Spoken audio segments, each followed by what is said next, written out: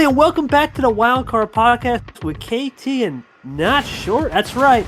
G is still taking a great vacation out there in Japan, getting his sushi and whatnot out there, enjoying his time on the Japanese coast.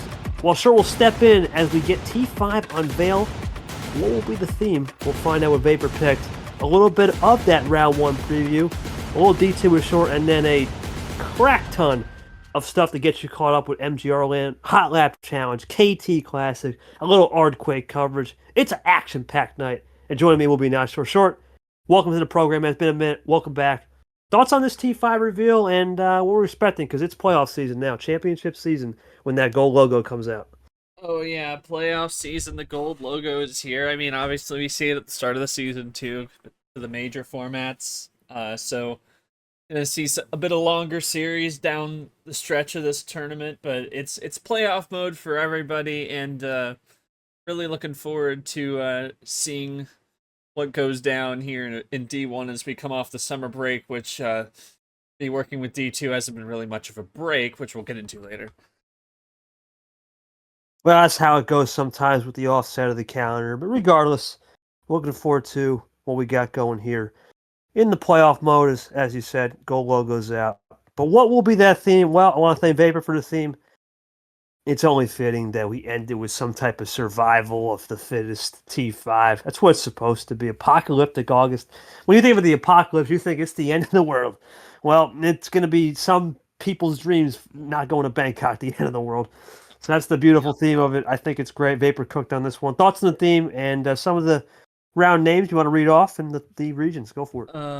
Yeah, so you start off the regions. Region 1, you have the bunker region, which will be Vapor's region, obviously, from winning last tournament. Then region 2 being Fallout, and 3 being Zombie, and 4 being Nuclear. And then the rounds start with the Scorched 64. Kind of tells the story. That's kind of what we tried to do when we were talking about this. Go from Scorched 64 to the Toxic 32, to the Swarm 16, Explosive 8 Final 4, and the Doomsday finale. And, I mean, for those of you watching, you definitely heard a little bit of the music from it. You'll hear it for the intro, as I edit those intros into the podcast. But you'll hear that music, and you'll hear it full force in the game intros, which I think I found a really good track to lay down on that one. Looking forward to playing that all across so many games coming up here in T5. It's that time of the year. It's crunch time, clutch time, whatever. Yeah, that they both work. Yeah, that'll work. But either way, Absolutely. looking forward to it. It's going to be fun. Short's going to also take care of the timestamps. We have been doing a better job with that. Looking forward to getting that going as well, as we will begin our Scorched 64 preview. Well, kind of, because according to the entry list, there's only 55. We lost a couple more people. ALP not returning. Obviously, we lost Retro late. We do get one back, which is always Dark also not returning. Wish them the best. We do get Gone back, which is good. That keeps us at the 55. So we didn't have Gone, we'd be at 54. So what you will see is Vapor's region. We'll have a whopping 3 buy islands and then our 2 on the other 3 regions. I believe it is our biggest buy island in the league history. Let us hope this is the last time we have to ever say 9 people are on the island, because that's more in the Super League, which is 6 by default. This is a Scorched buy island, I guess you could say. Big names. Yeah. Vapor's going to be the number 1 seed. So we'll just go straight to him. He's obviously ranked 2. Ranked in a good spot, number 6, entering this tournament in Super League. Already locked in the Super League. He'll pack his bags already to beat the BKK. A little extra rest. We'll see what he can do. But who will he get? Well, it's Hockey Brian. The preview is pretty simple for this one. You look at Hockey, an interesting season, more of a all over the map type of season. Brian had that one breakout run in T4. Let's face it, we'll never know the end game with Brian. If he had just played, you never know. And we know how this league is, especially up here in D1, where anyone can really be anyone at this rate. Brian proved it. We'll never know if he would have won that game. For that reason, though, I think this is actually a good playoff game. Both are at 3 wins. Losers done. I'm going to go with Hockey wins this 1-7. I think Brian will have the momentum, but unfortunately, it is all about who I think can get it done in the CPU as well as green with hockey. So I'll go with the CPU 4-3. Though I think it's going to be a game of who can control their ammo the best. These are two characters to say the least. What do you have, Short? Yeah, two characters. I played hockey before in his first season over in D2, so I know what he brings to the table here. And obviously, just seeing what Brian did last time out, just career type stuff. Um, it'll be interesting to see what he does to back it up. Obviously, came down to the DQ loss in the regional final, Jackpot June, and he took it like a man, with all the respect, for what happened in that situation. Unfortunately for God, I believe, but it happens sometimes. Happens to the best of us, and now he looks to try and prove that he wasn't a one-tourney wonder and try and keep pushing up. Obviously, at 3 wins at this point in the season, not necessarily a whole lot you can do other than win the tournament. So, I mean, go out and do that. But meanwhile, again, I mentioned the fact that I kind of have seen hockey play before. He's lightning fast. It should be an interesting series. Both are in a similar position, 8-9. I don't know on this one. I feel like hockey gonna take it into 7. I think the fact that I not necessarily lose on a DQ note last time, but I think it'll be a close, fun series, and definitely might be a little bit of a crack show to watch. That's it's not stream. I'll have to get the stream game list just to kind of get to the film. I don't think that's stream. No, that one's not stream. Now, keep in mind, I want to before we get any deeper, we do normally stream every playoff game. If we had 32 people or 32, if we had 32 games, we like to stream it. We could have had 24 stream games. If there was 24, however, with 9 people decimated and 9 less games, we can't. There's not a lot of games we could really realistically do. We had to cut a lot of it out. I will not be here round 2, and if I am here round 2, it is going to be very over 2 days. So realistically, the most we did is we decided to go with 14. Is it the best solution? No. Do we hope that we get 24 next year, a year from now? Yeah. But there's also a lot of rumors going around next year, which only people privately know what's going on that. But regardless, we'll see how this one goes. Me and Short going hockey. I can't make this next prediction, but I just want to say Charles Sanford, an animal with this pod. KT Allen, are you kidding me? Okay. So let's flash back to the last time. I can't make a prediction. This dude almost had me in a reverse sweep and didn't even know the rules. I swept him, but he didn't even know the rules. And that was scary because this is probably the closest player I will ever play to like a TJ or Ashley. I think it's going to be that kind of game. That's all. I got a gut feeling that if he didn't know the rules and gave me a hell of a fight in a sweep, watch out. This is going to potentially be a game of the round. I don't normally like saying that about my own games, but I'm very confident. This guy, Allen, he's played some insane people in his career. Myself, this is the second time. He's played Ashley. He's played Cap. He has played some. Even last year, I think he had a ridiculous strength of schedule. I already played round 1 or last year. He's been battle tested. This is his tournament. I'm a past T5 medalist, bronze 23, 24, bronze for him. All I got to say is hope you get the stream game. That's all I got. That's the first stream. What do you got here, buddy? Your thoughts on this one? I don't know if I'm no strategic on this one. I don't know. This might be. That's what I was gonna say. Well, it depends on if you want to play poker with it or not. Do you want to send another invoice, or do you want to win a game? No, I don't know about this. Could be I don't want to see Allen on the other side of Super League. I know what he can do, so I don't think I'm playing poker. Yeah, remember this was his tournament. There were, we privately know what was kind of behind his run a season ago in T5, just breaking out to the Final Four, not quite when he was on a win or bust move because he didn't really have anything to show for outside of that run. So It'll be interesting, but yeah, I remember that. I think I was there for that sweep last year, and yeah, it was absolutely like neck and neck every game, but it was to you every game.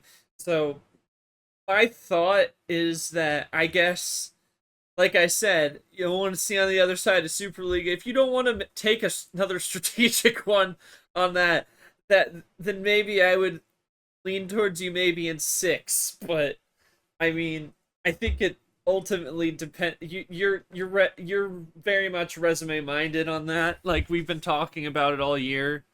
It's the fact that look at all these guys like Acosta and them that have just like absolute and Stack Johnson. Just talked about him on the last episode with you and Sanford. It's just like they build the resume for you, but I guess it's a question of whether you think Calvin will build the resume for you. And I mean, he very much could, but I don't think to the degree of those guys. So I'm gonna take you in 6 there, but I definitely think he gets some games this time. There's no way that if it was that close the last time that it's a sweep again. If it would be another sweep, I would be absolutely shocked. No, and the last time he didn't even know the rules. He even admitted, I didn't even know you could do a 4-bag. Yeah. I think that changes the game. I think it was a funky thing. Yeah. Yeah, and listen, Allen, I've known him for years, 7 years with Caesar back in the old VL days, G as well. I know he plays. It could be very similar to KT Lamas. It's probably the closest equivalent, but we'll see. It'll be a good game. And, well, like I said, Charles Sanford coached with this pot. You got the 2 guys that finished P3, the bronze medals. Well, how about the guys that finished back-to-back, 23-24 on the silver platform? That's Tuck Me In, Brock, my boy Clay. I mean, this is another crazy game on stream. Yeah, this is going to be an absolute barn burner. You look at Brock, Yes. his spades are insane. Clay's got 4 wins. There's no holding back here. Allen's got nothing to lose, house money. I can play a little poker if I want to. Here, there's none of that. It's win or go home. It's only Finn that's the 2 guys that finished in the silver medal position in the past. I really like Brock's style here. I'm going to go with Brock. As much as Clay, my boy, I got to go with the CPU.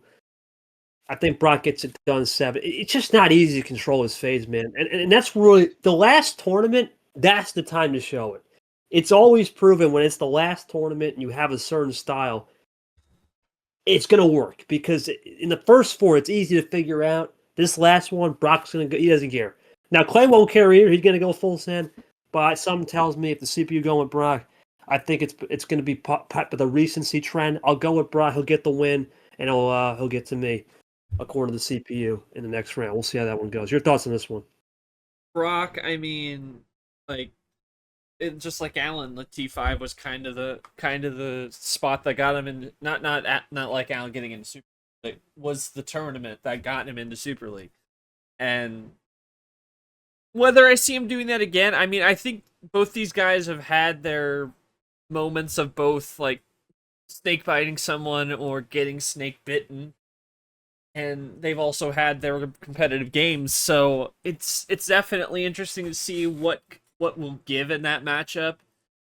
And I mean, down the line in that region, whoever comes out of that, you don't want to face them if you're trying to secure your Super League resume, because they're going to be on big time house money and they're not necessarily going to be in the running unless they make it way down there to the end. So it'll definitely be an interesting matchup to see, and it'll definitely be interesting to see what is beyond for the winner for sure. But I'm gonna go Clay in 7.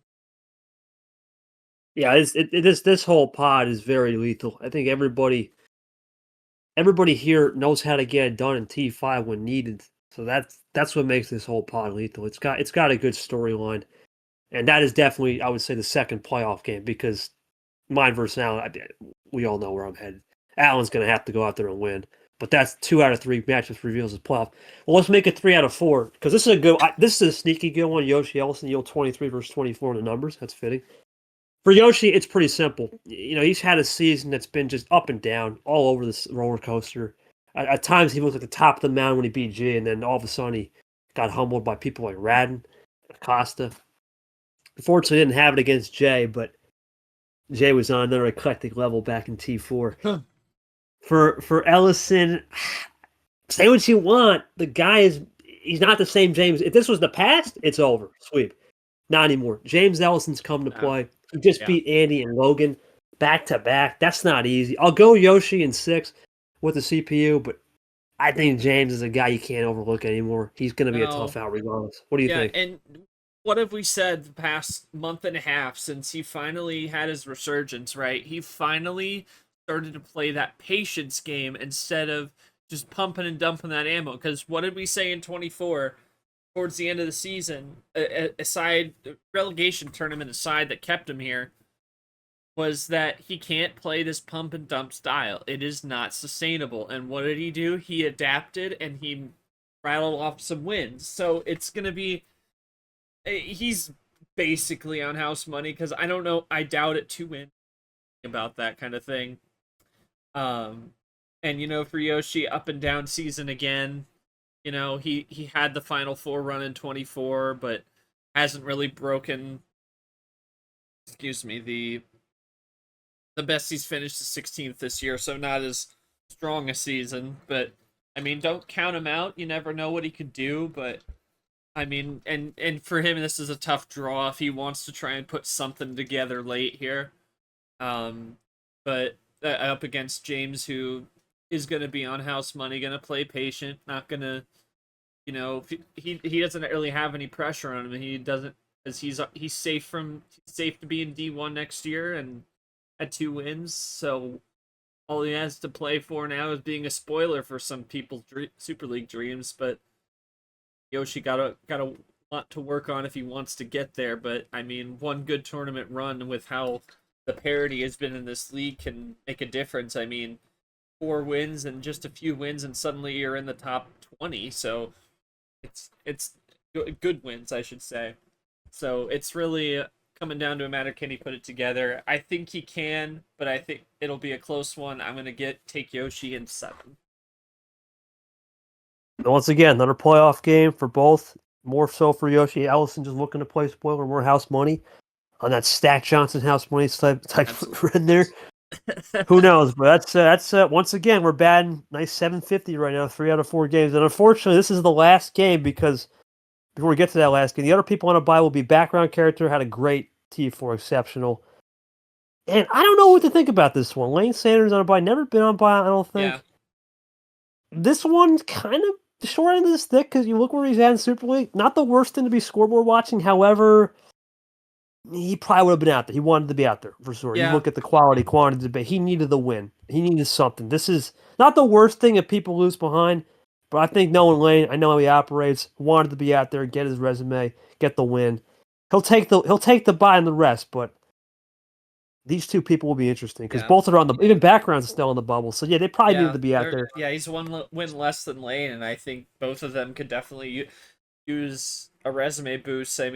Background broke through his Mr. Consistency arc and made the Final Four, got a bronze medal, but he definitely needs more if he wants to make it there. And it's a different season for him because last season he was an early season player, made Final Fours 2 in a row early in the season, and now it took a little longer to get there, but it's a lot harder to do that in this division. There's a lot more competition to cut through. And then for Lane, we've talked about how he's kind of becoming what Caesar was last year, like a quad 4 merchant. And he definitely, we always talk about every tournament as he gets deeper into the tournament, where is that signature win going to be that gets you where you need to be to make Super League? Because even at 8 wins, doesn't have too many, but the further you get into the tournament, the better off you are. And while I think he would like to be out there, maybe a bye may not be the worst thing for him because he can sit back and see he's gonna get someone who's hungry in Yoshi or Ellison. And background we'll talk about gonna probably get a familiar foe, as we'll talk about in a moment with that 7-10, but yeah, definitely probably would have wanted to be out there, but again, maybe not the absolute worst thing because move on and maybe get a good opportunity at least a solid win to start the tournament. But we'll see how all that goes. This is another ultimate playoff game, 3-win people, but the problem is in opposite directions. Starting off with Goldie. Goldie's had a great season, even though the rookie needed just to kind of get momentum. Did get that win in the first round, then lost to G. Cap is I can't believe he hasn't won since March. It's unbelievable. To think this Really? guy, we all thought, oh man, there it is, Cap Elite 8 March. And that was the extent. Yeah. If you would have told me that was his last win all the way back against Ghost on March something, he's on a 4-month losing streak. I gotta feel this is a guy who's been here before. I can't see Cap losing 4 in a row. Something's got to click. And now one of those was self-inflicted. He should have never played those games against hockey. I can't forgive him That there. was terrible. I don't even know what that was, man. That was some of the. We were all like, "What is this dude smoking?" He didn't play to his he didn't play to his strengths, and I still to this day don't understand. Well, people get cards on 15. So my wonder is where is his head gonna be come T5, because he's not in a good spot to, go back to Super League unless he wins the whole thing. Yeah, look at Cap's resume. It's not good. He could get away with probably winning up to the Final Four, because if you look at his path, he'll get a 2 seed no matter what, which is going to be a quad 2 player. If he can get Lane or a quad 2 player, and Vapor ain't a guy to slow down. It's there, but he's got to get through this one. I think he will, only because Goldie's one thing, and the only kryptonite Goldie seems to have, is when we get down to 4 or 5 cards, anticipating table winners in a row. We saw it against G. Cap is a guy just knows how to expose that. I'm going with the upset. Deep down, this isn't really an upset of mine. I know it's 7-10. I know Cap's the 10, Legend over a rookie. Yeah, I got to go Cap here. And Cap, while he may still be able to run it back next year because there is performance clauses as a legend, you got to have 3 wins or more. It's going to be borderline. I don't think he wants to lose that, especially with how new winners have come about. I'm going Cap in a 7. Yeah, and I think he's got to adapt.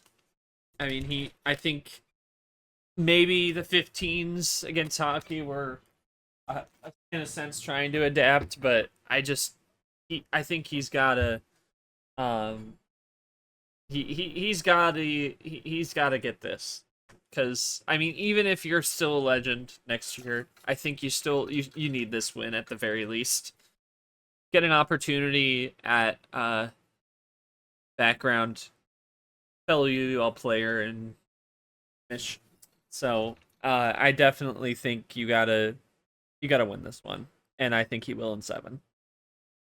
That's it for the bunker region. We'll see. Playoff games, as noted, will be already hockey. What? Already? That's it. Welcome to 9 by Island. Pina coladas. They're gonna. Well, I'm not there, so the island's free. You don't have to worry about Mr. Island himself. So. Mr. Island. Yeah. Well, actually, the other guy would have been Brad, and we'll talk about him later, which is an interesting matchup. Not Tago either. No Tago. So all the island guys are gone. So the island boys are gone. It's the new crop of people. Yeah.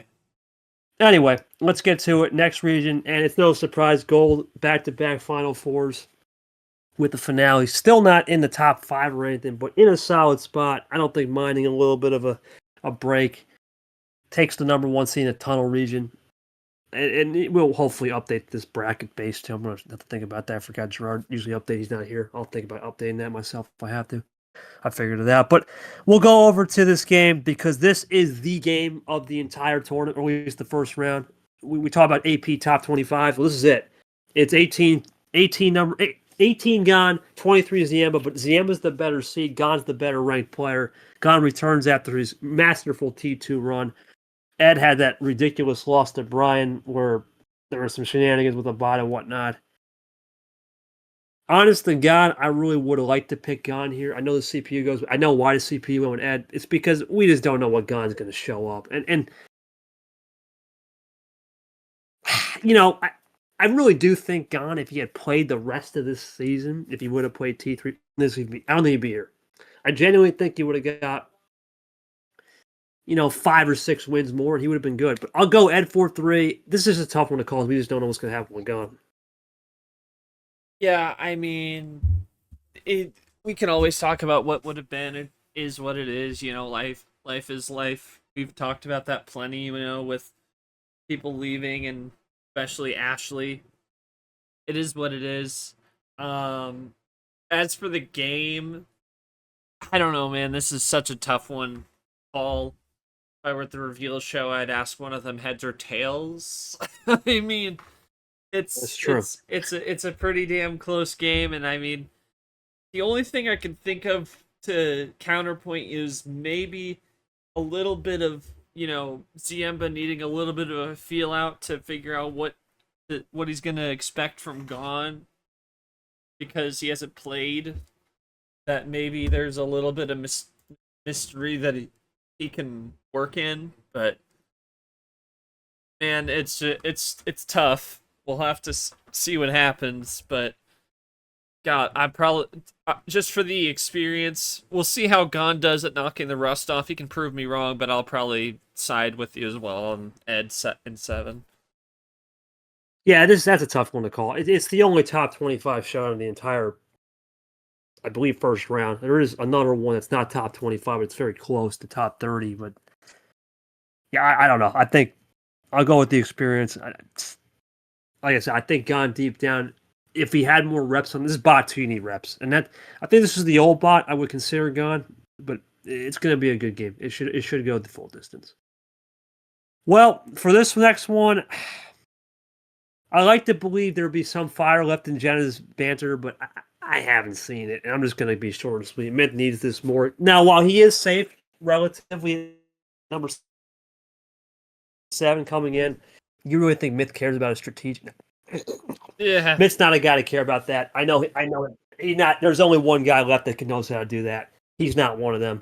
Give me Myth 4-1. He's too motivated, and Jenna's already kind of sent her resignation letter in, which is unfortunate, but that's how it crumbles sometimes. What do you got here? I got Myth 4. Break out the brooms for Myth. You made all the points I would have made. Yeah, the 4-13 line. This is probably the least exciting one of them for sure. Unfortunate. Now, apart from yours, probably. There's another good 4-13, which we'll get to. Yeah, and there's actually a sentimental one we'll talk about later, but I'm gonna go with Myth here for 1. Now this next one is a really good. Unfortunately, this one not streamed. I know this was streamed all the way back. If you remember, round 2 March Madness. It was Arya Leah. Myth Jenna is streamed, by the way. Reason that stream is because Myth's in a playoff situation. Makes sense. But for Arya Leah, the reason why this isn't streamed, I think, is because we already had seen this battle before, and we wanted to give a new opportunity to some other games. Leah got her first win against Arya back in March, her second win of the season, after a good win against JT. Arya's hot. I mean, and I remember Arya getting hot at the right time. This is the right time. After a great run, sure lost to Caesar, but what a run. Take care of Brad, you take care of Abion. Ghost, those are no slouches. I think there's just too much momentum from Arya right now. I'm going to go Arya here 4-3. It'll still be in 7, but I think Arya finds. Yeah. Unfortunately, yeah. I think it'll be razor thin on this one. I definitely it'll be close. Arya has been, and Leah, had the good win against JT, but's been struggling the last couple tournaments.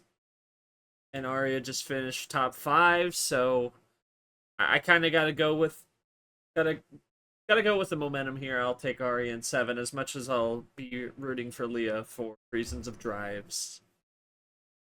Don't tell Art. Anyway. I will. Of course you will. I will. But no, rematches, listen, when we talk about rematches, they can flip of a coin. That is a playoff game. Arya definitely in more of a serious contention because in the top. Leah, unfortunately, you look at her resume, JT, ironically, Arya is on her resume, and I think the other win was Allen, and that's it just hasn't been the ends from JT and Allen to really help her. And that's just how the cookie crumbles sometimes. So we'll see what she can do. This is a great battle, though. Andy Drip, excited for this one. Both on the resume. I'm gonna be sitting back scoreboard watching, having a little pina colada and popcorn.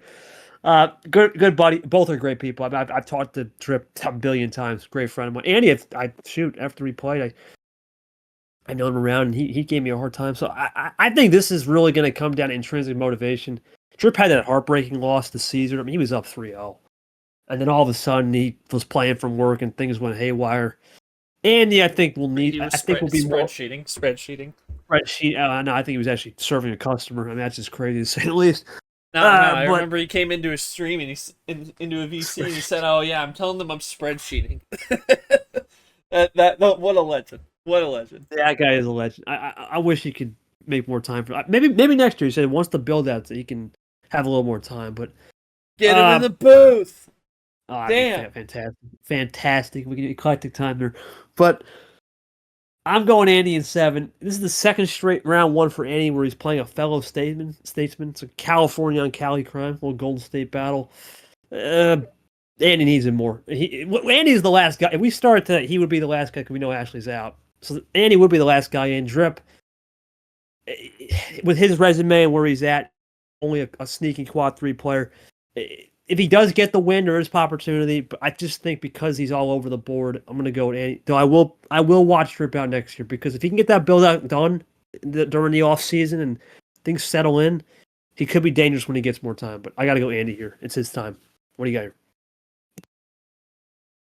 here? I see that. Yes or no? No. Yeah, it's definitely gonna be fun. It's California. I think it's all we always talk about this every tournament. It's where Drip's head's at, how things are going with him, because he could either play really well like we've seen him play before, or he could go all for the fans again. And so it's no disrespect to Drip. He's a legend. We all know it. But I think Andy's probably gonna be more locked in. He's in that playoff position. He's gonna be locked in trying to push his way further up, and I think he's gonna take it in 7. But Drip is gonna. I mean, it ultimately depends on that. It could easily be a 4-1 or a 4-3. It just depends on how Drip is playing and where he is mentally. Drip will be locked in as much as he can. Full respect to him. Obviously, 70-plus hours is not easy, and we all know it. Well, this next one, unfortunately, is going to be very similar to Myth Gen. I'm just going to breeze right through this next game. Yeah, I just don't see a world where Nick is going to take our strategic. There's no way. Nick's not taking no strategic L. Not a guy to do it. He wants to prove the March guys can still get it done. We all know how that goes. And let's face it, the other 2 March winners, Peter was the number 1 player entering T5 in 23. We all know what I was doing last year. Nick's not that kind of guy. Steven has literally been nowhere. And unfortunately, after the Caesar DQ, kind of checked out. Not seeing much here. I'm going Nick 4-1. Not much to really add here. What do you got?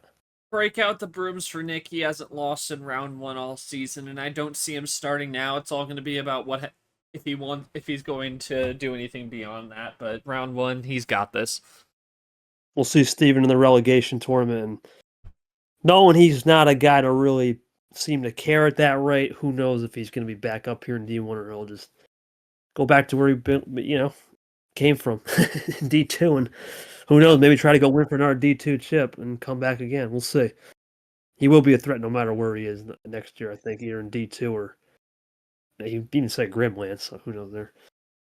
But we'll go to the next game, and it's actually, before we go to the next game, it's the second, the bye island is Gerard, G-Man, so G, enjoying a little bit of sushi in Japan. He'll come back here and see what he can do. He's kind of on an island. Yeah, it really is. It's kind of funny. We saw that with Brad last year, ironically, and it was Super League. And there you go. T5. Yeah, so there you go. Once again, this is another Goldie Cap style Sting Tago, Sting the better player in terms of the seeding, but Tago, this is the defending. That's the reason why he streamed. Defending tournament winner a year ago. He's technically the only real winner of remember 2023. He's kind of vacated with TJ. And this is the first year of the major style. We didn't have a major style last year because, well, one, didn't exist, and two, it was just March, yeah. Just March, and of course, Super League regular season. This is now a major. I don't know, man. This is, in my heart, I want to pick Tyler, and I will. I think he'll get it done 7, but man, he's just been plagued by either close games or just getting swept or getting dished out. So I know he's trying to get 100 career wins. That's the only little glimmer of hope. But if he doesn't win this game, not only doesn't he make Super League, but with the performance, he won't even be a legend next year. That's how it works. I can't see him not being a legend. I think he'll get the win over Sting. But gosh, this is hard to believe he's this low. And I know JT, but this is a little bit more shock considering he is a tournament winner. Thoughts on this one? I got Tago in 7. Yeah, I'll go with Tago in 6. I can't see him not at least getting out of this round. I mean, Sting's in a spot where he's in a playoff situation, but I just don't. It's just so weird to see because we've been talking about Tago this year. He's either cursed with being swept or dishing out sweeps, and then that game against Brad was absolutely incredible. But I mean, around that there isn't a whole lot, so I don't know really how it's gonna go. But I think he's got to get this one. Keep the legend status and go from there. Kind of play house money a little bit.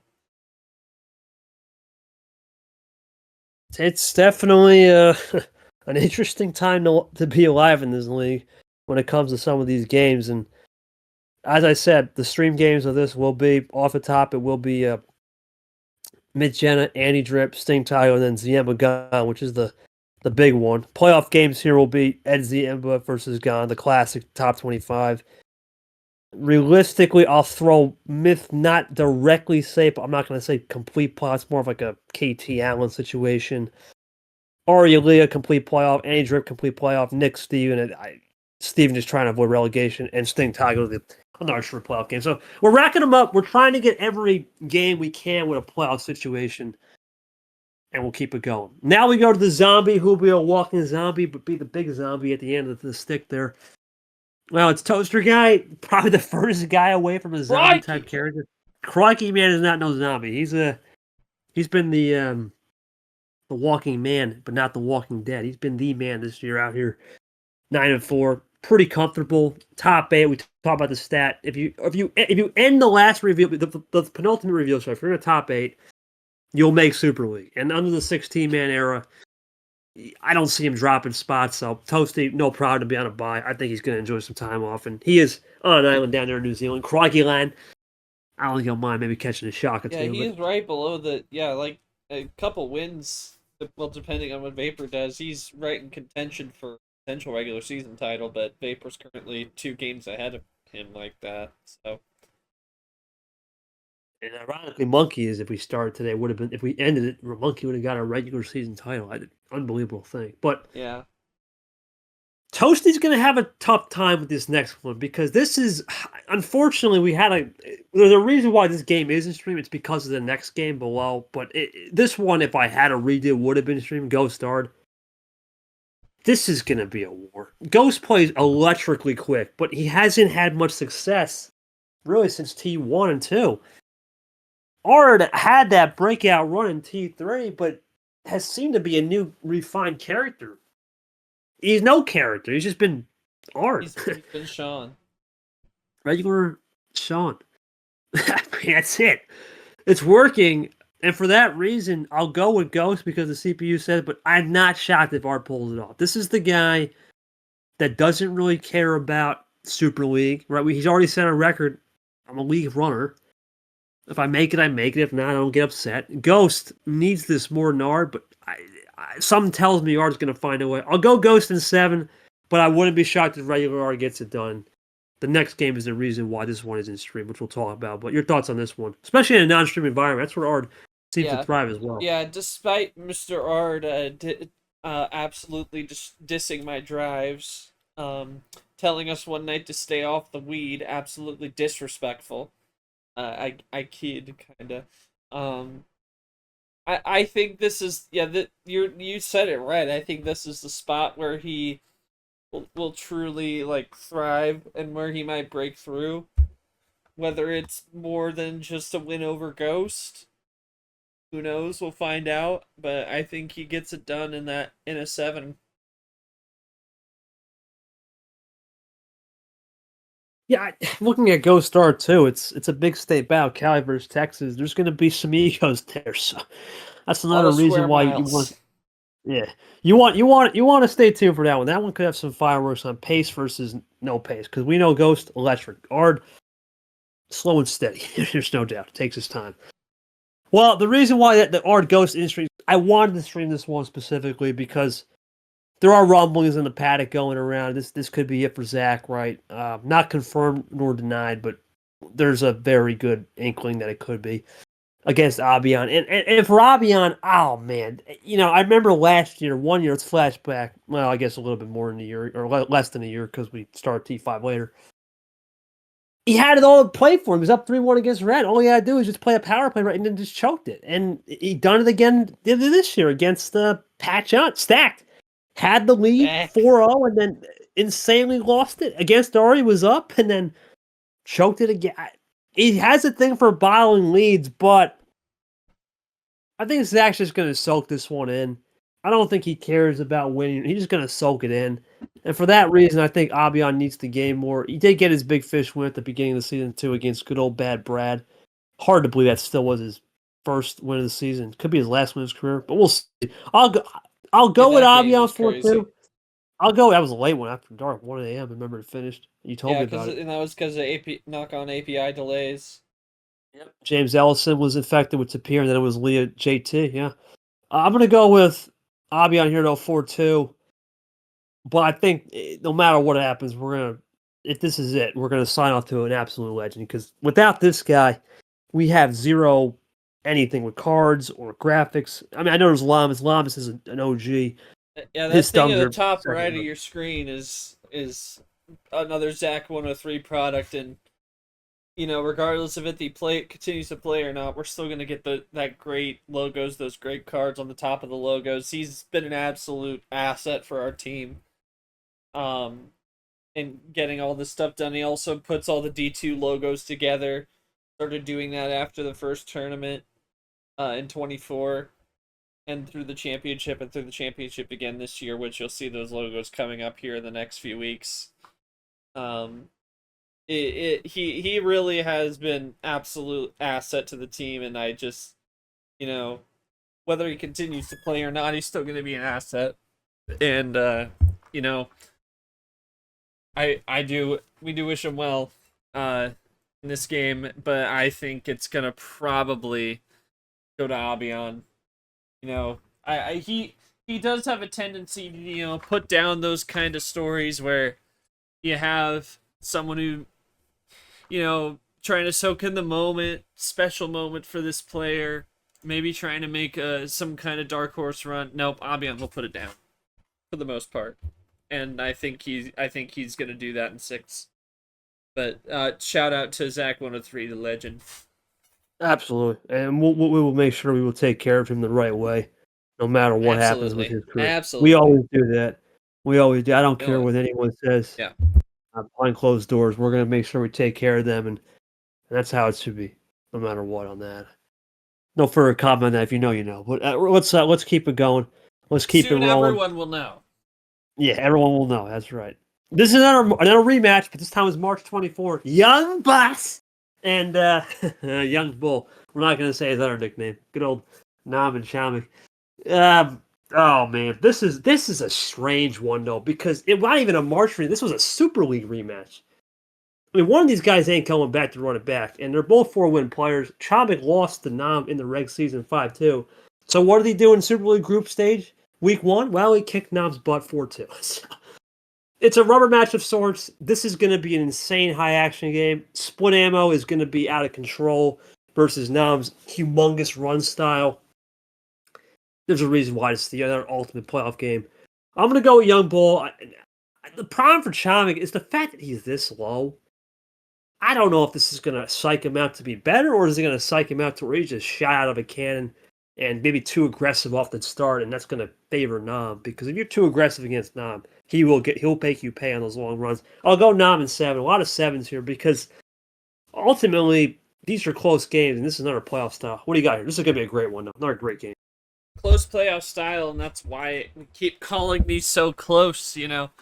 I may have to do the 7-game prediction again for Pick'em. You probably would have known by now by the time this episode comes out, but I'm recording this a little earlier than that. But yeah, I it's just for a 5-12 even. This is such a damn close game. I mean, played in groups in Athens last year, and it's just gonna be a war out there. But yeah, like you said, you don't know where Chomik's head is gonna be at. If it's in a good place, he could definitely win. But I think I think I'll go with Young Bull as well. I'm gonna take him in 6, but it could easily be 7. We'll just have to see what happens on the table. But my goodness, this will be some kind of game. Yeah, that is. It's a rubber match of sorts, as I said. It can go either way. That's what we want in this tournament 5. I want to shout out Charles. He was here last night on the pod when we were recording. Say what you want about the guy. The guy knows how to make a bracket.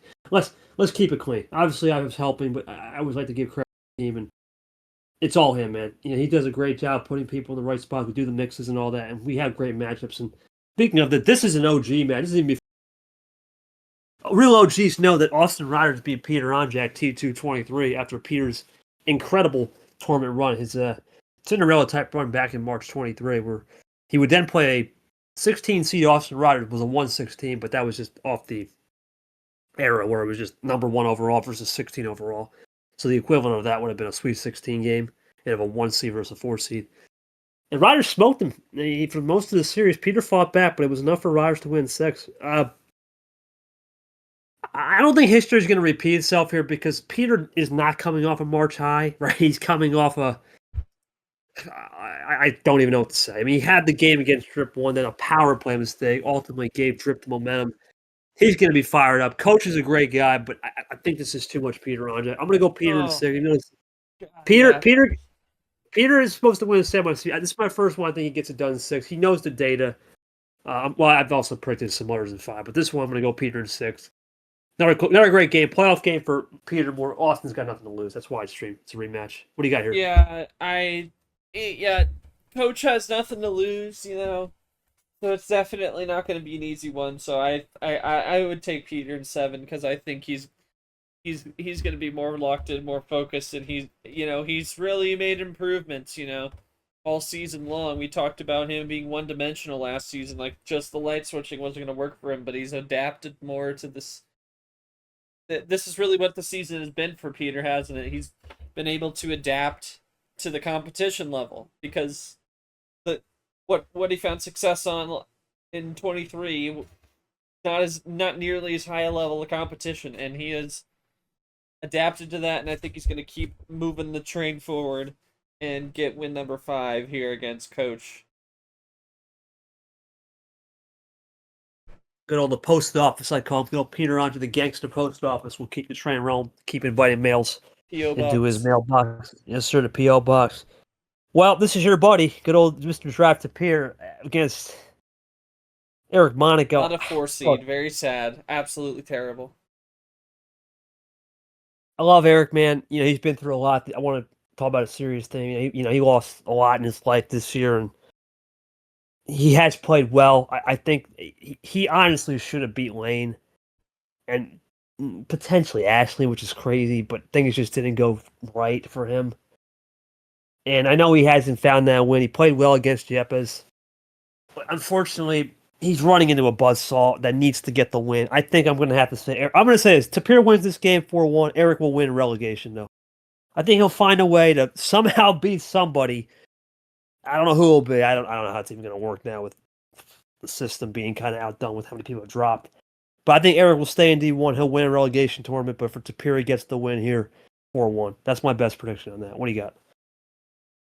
Yeah, Tapir 4-1, definitely on board with that one.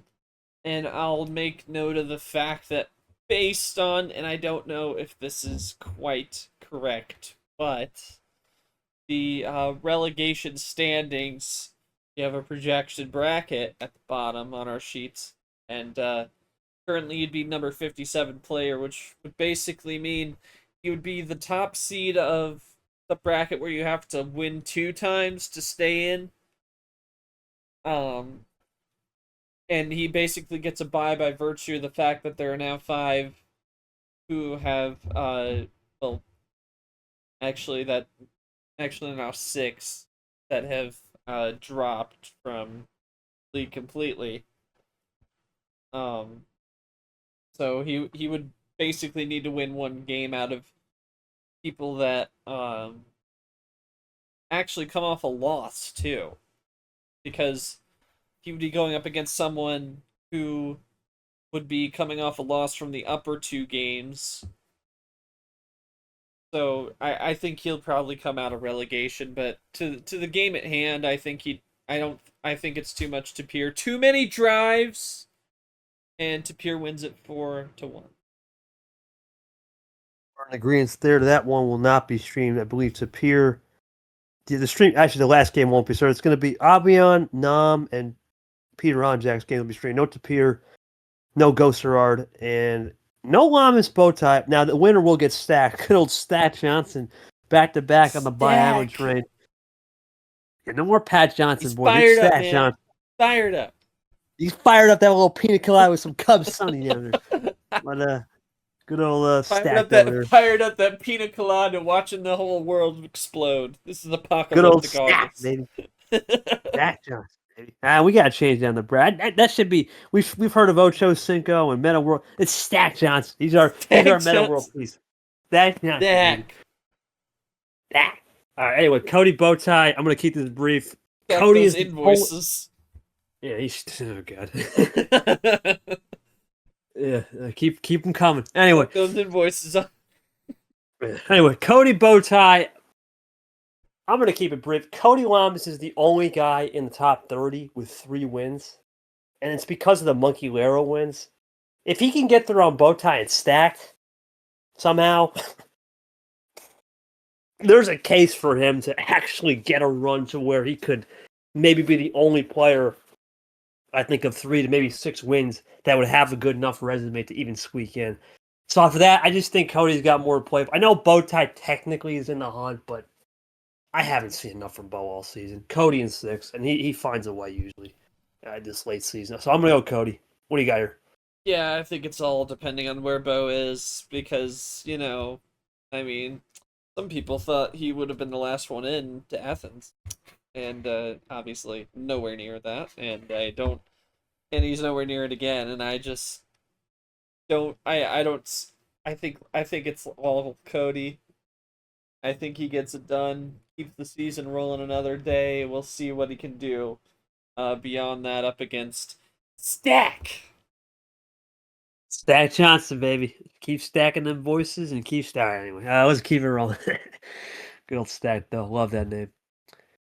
Well, the number 1 player will continue to be the number 1 seed, at least the number 1 seed. That always seems to be tradition, at least in D1. If you're number 1 player in Super Bowl, you always get the number 1 seed at some point. And it'll be Monkey Boy controlling the nuclear region.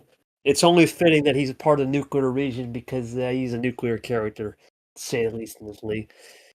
And the guy that's probably been nuclear off the table and causing a lot of heads to turn, for better or worse, has been Larry Huo. Top 9 player in the league, but it's fringe, right, against Seth. It's a classic 8-9. I think Lara wants to shut the doubters. I really do. I think he's going to want to shut the doubters out and maybe, to himself, put something on the table to stop this, I shouldn't have been ranked up here debate. He shuts him up. As much as I love my boy Seth, I just think Lara is going to find a way to shut him up, and I got Lara in 6. He's been able to find the patience and the art of composure and do a really good job of disguising his looks. That's enough for me to say Larry gets it done 6. Seth, obviously, will come back next year in D1, firing home no matter what. He's in the commentary booth. He could pull off the upset, but I'm going to go Lara in 6 with a big win. What do you got? I think Seth definitely has the capability to. I mean, we've talked plenty of times with him about how his time streaming these games have really given him some kind of insight, but he just hasn't been able to translate it to the table. And we'll just have to see, can he finally use what he learns away from the table in the booth. We'll have to see, but I do think it'll be close. But I think Lara will take it in 7. The playoff battle. Here we go with Lara and Seb. We go from a playoff battle to it's gonna be probably one of the most. They'll be playing. Lara and Seth will be playing. Meanwhile, Monkey Boy, he'll be over on Bi Island, looting all the grocery stores for all the cookies and cream. All of it. All of it. No. Boy. Good old. No cookies and cream for anyone. No. He's gonna bring the stockpile to have with the pina coladas. With his boy Stack Johnson. And well, might as well. We might as well catch out of the bag. The 2C is J. My man. Legendary Bi Island. Legendary. Caesar J on the beach. Sellies. Oh no. Vanilla. Strawberry. Vanilla. Strawberry. Blueberry. We got. Never mind. We got Gerard there. Oh boy. You probably know what the hell's going on here. Anyway, we got it. We definitely got the bottom half. Toasted Gerard in the corner with the sushi. The bottom half of the. Let's change it to the bottom half. The top season, the bottom half. I'm hanging out with every one of them. Toasty, fun time. Stack, are you kidding me? Caesar, eclectic, Monkey Boy. I mean, damn, that's gonna be a good time right there, boy. That's a great time. Bring your nearest. Hey, you just gotta slide me CEO for no apparent reason. We'll talk about that when we get to T5, buddy. But Monkey Boy will either get Lara set. Let's talk from all the fun to this is kind of insane. This is in any given year, we're talking about 4-time combined medalist of Yepes and Tur as a damn good match. Not this year. This is JT fighting for his D1 life. And Yepes fighting for his Super League life. I don't know where to begin with this. This normally on paper and you think this would be insane, eclectic. This is not anything but that. This is I know how R always likes to make declarations. This is a declaration of what is going on here. I'm not sure what to think of this. This is a crack show game because Yepes needs this more. I did say JT is going to win a relegation if he were worst case scenario. I think he will. I got to go Yepes in 7. I just think the problem is Yepes doesn't want to not make Super League 2 years in a row. And it's going to be a lane situation where it's quality and quantity debate. He needs the quantity. He does have one key metric going for him, which could put him in the field regardless. It's because he has the best average finish in the league, which is a T5 metric only. It's going to be close, but I think Yepes gets in 7. JT is going to have another one of those unfortunate things where a wacky power play doesn't go in his favor. What do you got here? Oh my god. This is a tough one. Again, we're seeing 2 legends square off in round 1 where we never could have expected. How does this keep happening? Anyway, I feel like JT has got to have it. He has to have it if he wants to stay. And I think he's going to come out guns blazing. And, Yepes, he may not be, at the top, but he's definitely in a good position that he could maybe... He can afford this one. May not be the best. I don't know how well it'll fare, but I feel like JT's just got to do it. If not, it's now or never, and I think he's got to do it. Give me JT in 7. All things be damned. I mean, if not, he'll have a chance in relegation tournament at the very least. Because it's just insane how he has not gotten a win to this point. The only other people that haven't gotten a win this season are Eric, M, and Steven. That is just insane company. Rookie, legend. It's gotta be... This is what gold was last year. This is just absolutely absurd how this has been going. This isn't fun by any means to see it happening, but I also know JT's one of those guys who never gives up, and he could find a way. And knowing JT, he can win this game. Then he gets on a roll, and then all of a sudden, he somehow finds himself in a finale. And Yeah, what the exactly. heck just happened? You never know. Everyone's too good up here. He's a medalist. This guy's almost on any given day can win, so I can't count him out. Well, Mr. Spoiler last year was rad. He spoiled a lot of hearts. Will he do it again at Acosta? Well, here's the problem with Brad. If he just messes up a little bit on the scheduling, he's on straight 3. Acosta's moving on. There's too many variables. He's already told me privately sometimes that he's not the best with it. If this game, I think it will have. I still think Acosta controls it. He needs it more. Acosta's in a position where the fact that he's even in the top 25 is insane. He was 52nd all year last year. I think he wins here, and he could make a run too. So for that reason, I'll go Acosta. There's just too many unknowns with Rad. I'll go this one. If Rad maybe didn't have the 2 strikes and wasn't on Razor's edge, sure, but there's just too much going on with Rad behind the scenes. So I'm going to go Acosta here in 6. What do you got? If it happens, Acosta in 6. Braden is not the play as a player, not talking about the strikes or the scheduling problems, specifically on the table. He is not that guy that you swept last year, just was absolutely getting his brain beat in. Like late season, he turned it on, and he's hung around for the games he's been in. So I think he makes it competitive, but not competitive enough to make an upset like that. Give me Costa in 6. All right, that's going to end it. But these last 3 matches. Oh, no. Oh, God. Where do we begin? The lore. Charles Sanford Camaro. Listen, I wanted to avoid this matchup. We did not want to see this again. This is on stream. We are taking a risk here. I'm just going to cut to the chase. I think Sanford needs this one more than Camaro. Camaro 55 will be back next year with us and help us all. I hope he can schedule the game. That's all I ask. He's on thin ice. He's got a strike. He gets a second strike here. It doesn't matter because knowing Sanford, he's not waiting around for 12 hours. There's no way. Not again. He's not going to do that. No way. So for that reason, Sanford in 6. I think he just punishes Camaro and mistakes. It's all day. What do you got here? Yeah, I think especially if it's, played on time and on schedule, I think that Sanford will take it down in 6 because I definitely can imagine that losing in 7 like that would definitely be, you could definitely point to the delays and everything might have messed with his head. And he's got to win this. He needs it if he wants to keep his season alive, and that's what he's going to do. Well, this next one. Oh, God. Brad. Oh, boy. And, oh, God. I am flashback to 2024 T2. M wanted to basically take the L, and the Brad M was born. Oh, God. Okay. M took care of business in 7. Brad, he could not. This is maybe the second year. He's already taken a second year. He's had a bad loss. Last year was M. This year was Zach. If he somehow loses to M in this one, who's been checked out city, what is real life? I can't. I'm going Brad.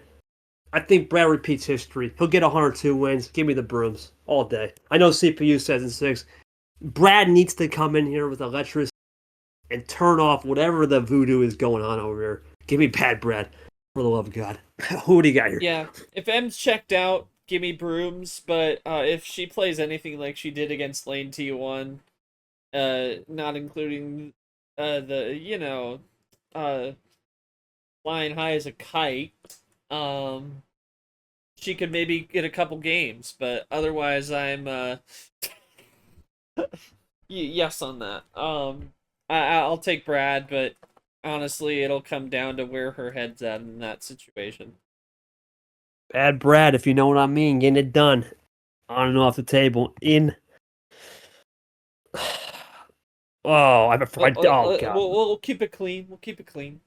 Well, I didn't even see this one. That's right. This last matchup also. This is the lore region, man. Or Rematch. Sanford Camaro, Brad M. Rematch. I believe Yepez and JT have played before. That it's a long. It might have been 23. That's a rematch.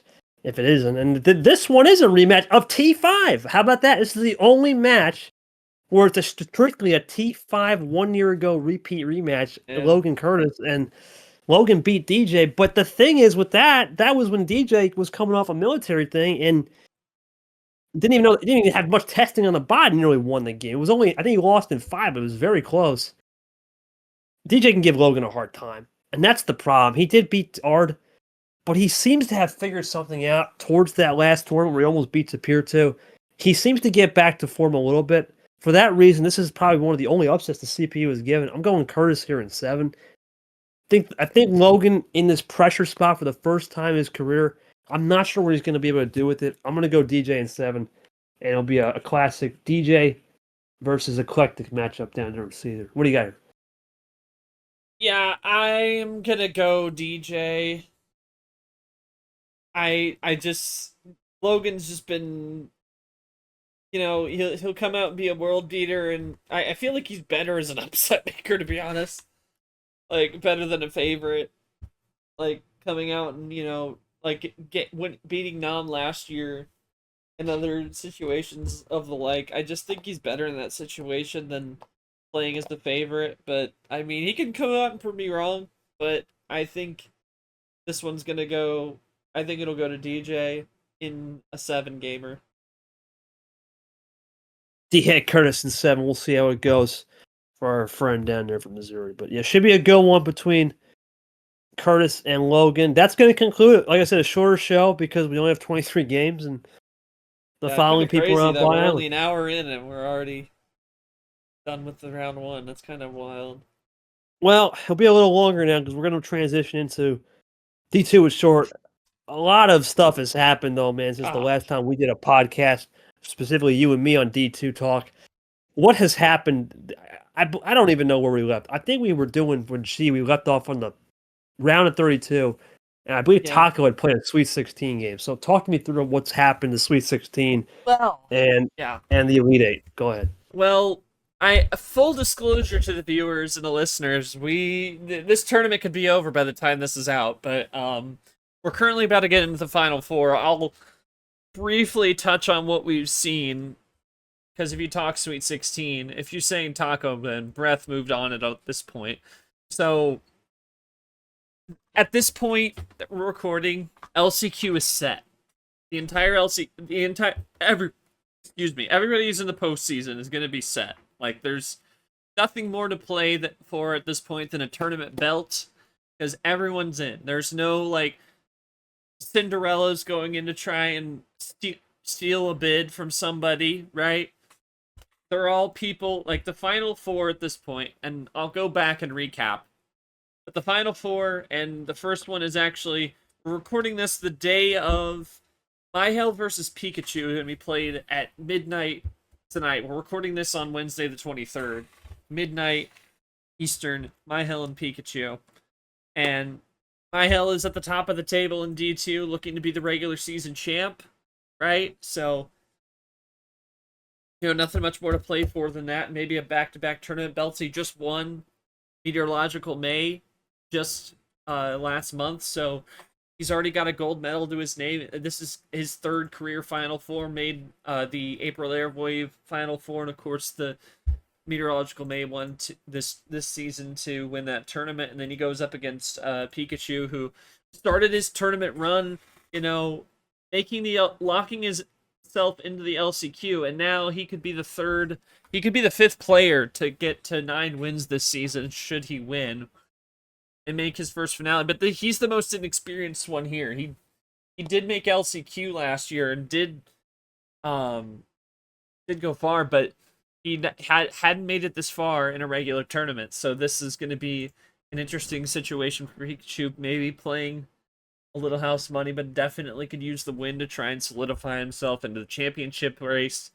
And then on the other side, we have our good buddy Cody Smart, Sand Titan, taking on Mark, and this is a rematch from round 1 of Acoustic August a season ago. This is the first thing that he mentioned when he won his regional final against Breath. And it's been a crazy run for Cody because he has dashed LCQ hopes for every opponent he's beaten. Ninja Jax, Breath in the regional final. I'm out of order. He took down Ninja Jax, Wes, and Breath, all of which were a win away from LCQ. So it's just absolutely insane how he just battered through. And he said himself that he wants to get, the only thing he's looking for at this point, not necessarily the regular season title, but he wants to get to 100 regular year starts, D2. Obviously, winning the tournament definitely wouldn't hurt him either. May just open the door for someone else because obviously he's at 11 wins. He's 11-3 as of this recording. So he's looking to he's right in contention for regular season, but he hasn't really he's made it clear that it doesn't really matter to him. And then obviously you have Mark,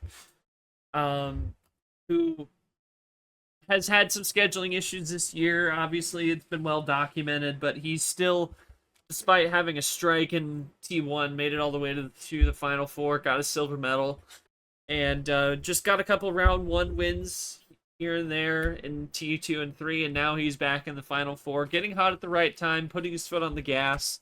So it's going to be a fun Final Four. Now, looking back a little bit, as I said, Cody Smart got those big wins, knocking out people from postseason contention by beating Ninja Jax, Wes, and Breath.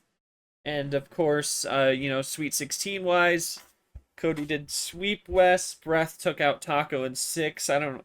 We're talking about Taco. That might have been the game that was mentioned last episode. And meanwhile, in My Hell's region, he really just absolutely bull rushed the first 2 rounds, took down Mazwa, took down Atomic, 8-2 in those games, and then just a crazy game against Bree where he had a 3-0 lead. It evaporated, and then he was down 4-3, and then came back to force a game 9. But it's a rare thing to see where both players went defensive on the power play, and it kind of worked for both of them, but ultimately My Hell got it in 9. It was a very crazy series to watch. And now he squares up against Pikachu, who came in needing a win to get in, and he won 8 straight games to start his run. Took down Hole, took down Puzzle Dan. The win over Hole was his winning into the LCQ, and then he went up against White Spider, who is, of course, in contention for the championship as well, and took him down in 6, and then took down your buddy Jay Money, who won a tournament, but was kind of trying to regain his footing because he hadn't really shown too much. He's the lowest in wins he was the lowest in wins by the 3 tournament winners coming in. The other 2 being My Hell and Luke, and he was able to he got to the final, took down Jordy in 6 in that game, but then came up against Pikachu and fell in 8 in the one and only non-stream game of the round. Unfortunately, not able to stream that one. And then you look into Mark's run, took down Red in 5 after defeating Arnhem as well as a newcomer in Gabriel, and then went up against Tim, and Tim, amongst a tropical storm, it was a very interesting game. And apart from the last one, all of them were 4 minutes or lower in those games, but he won it in 8 to set up the game against Cody Smart. So it's definitely an interesting tournament thus far, but at this point, it's really a matter of who's going to get seeded where. And I'll make mention of the fact that the LCQ, the criteria was 5 true wins, non-DQ wins to make it in. And and again, last year we had such a big LCQ because of the fact that the line was only 2 true wins. We made it 5 this year. And, if you take away 10 of them, including these tournament winners, you only have six who actually met that eligibility. So myself and Evan, who had 4 true wins and a DQ win across the season, uh, we we qualified by that standard because of the what happened in this tournament. Mind you, Cody Smart took down those 3 guys uh that had the chance winning into the LCQ. That could have derailed us, as well as J Money playing up against Jordy. Jordy wasn't quite winning in his game, but he would have been put into that position had he won that game.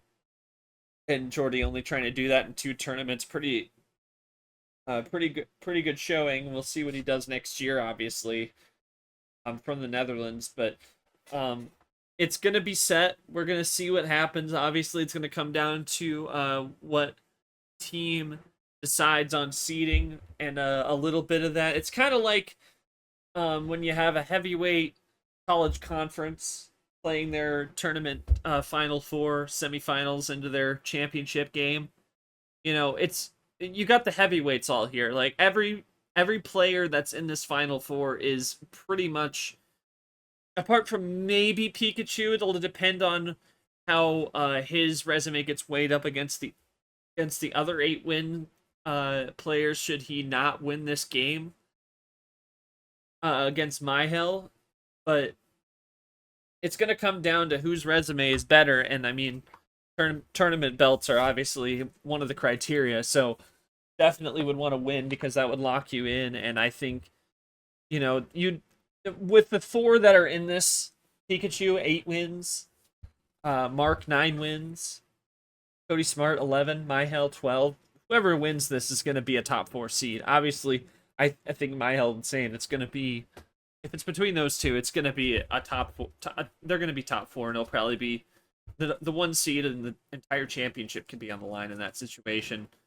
So that could be a massive game as well. So yeah, it's definitely an interesting Final Four. You know, we had some Cinderellas make it to the regional finals, but in Tim and Breath, but ultimately it's now kind of a race for the championship. Pikachu needing maybe probably a win to get there. Everyone else in this Final Four is pretty much there, and I think it's kind of a bit of bragging rights and a little bit of top 4 jockeying in this one. But looking forward to this one. I don't know how much you've seen of it, but if you had any thoughts on it, it's definitely an interesting. And we've talked about it before about how the depth is not nearly as good as Division 1's race has been. It's been very top heavy this season, but it's definitely an interesting Final Four to say the least. What are your thoughts on that coming in? Well, am I allowed to say the you and Evan thing or no? That it's basically I think at this point it's basically yes. Okay. I mean, I guess the best comparison I can look at this, because you can say it's a top-heavy year for sure, but then I think about it, what was also top-heavy down there? DQ wins and losses. Yes. I mean, it's too hard to say it's been a stacked superior year. Now, is the competition maybe not... Well, D1 is what we could, let's call it, like, it's 50 deep. Yes. It's 50, 55 deep.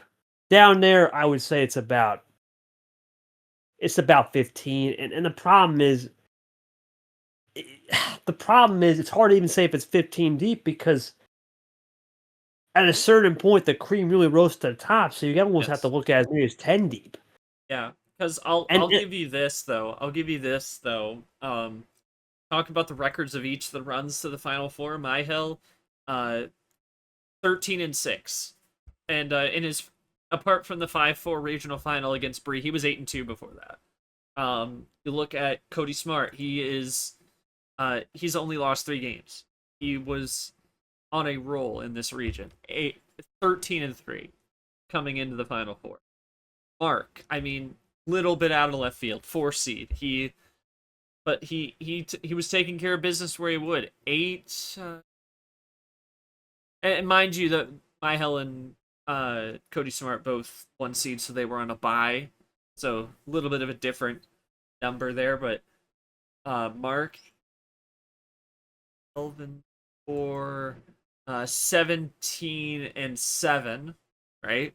And Pikachu swept his first two, 8-0, 12 and 2, 17 and 5. So it's been dominance from all four of these Final Four players, and it's again that kind of shows where the top heaviness has been coming up from. They're really just pushing for that championship.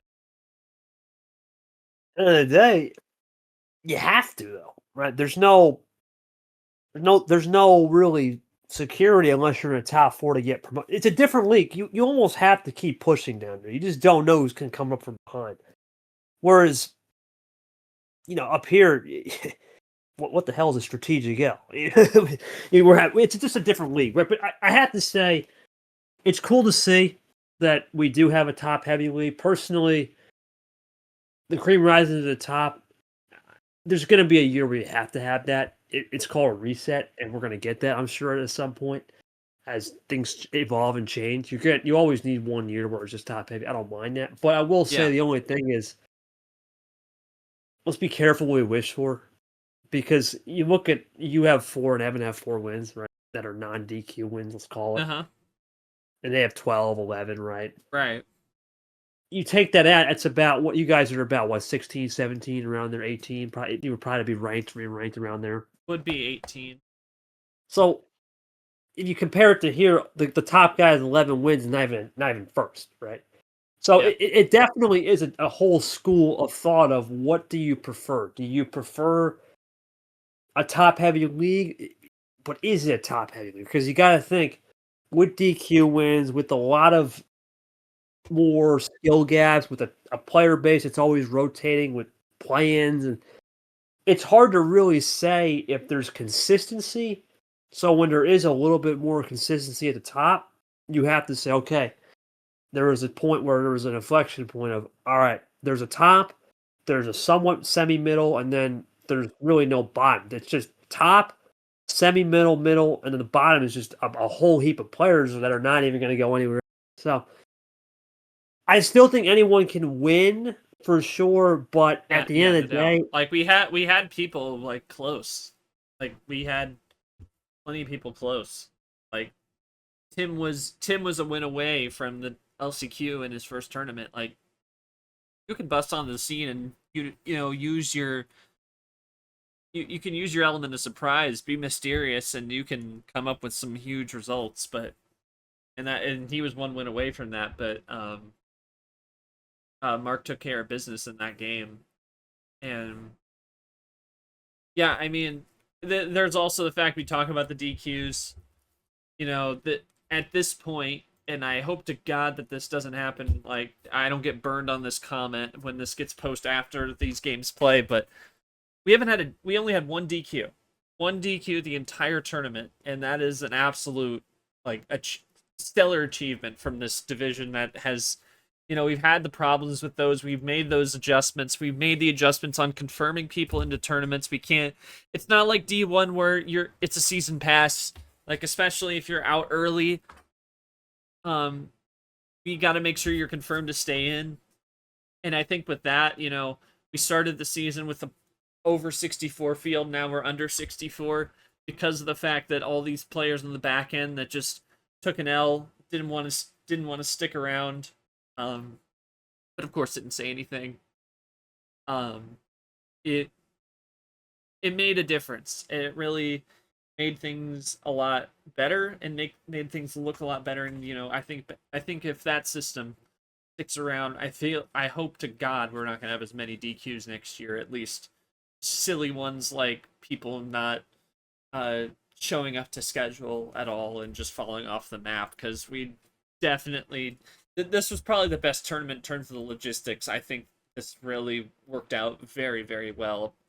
Apart from this one round 1 DQ, everything there was 1 round 1 DQ, and every other game got played from round 2 on, and that's a really good achievement.